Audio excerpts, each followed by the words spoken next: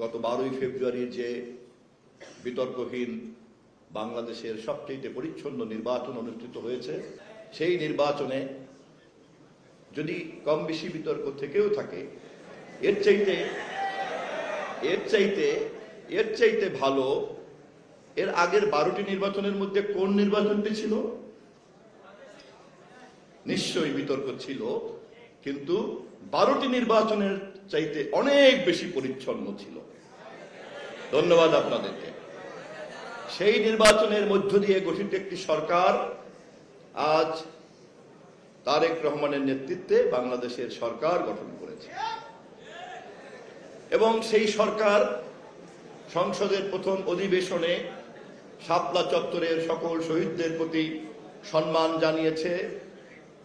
আমরা আমাদের শোক বার্তা জানিয়েছি।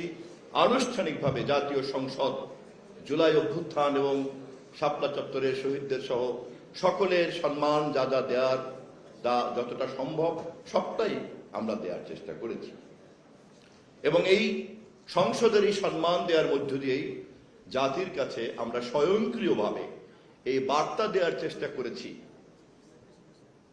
যে বাংলাদেশে কোনো অপরাধকে আমরা তামাদি হতে দেব না।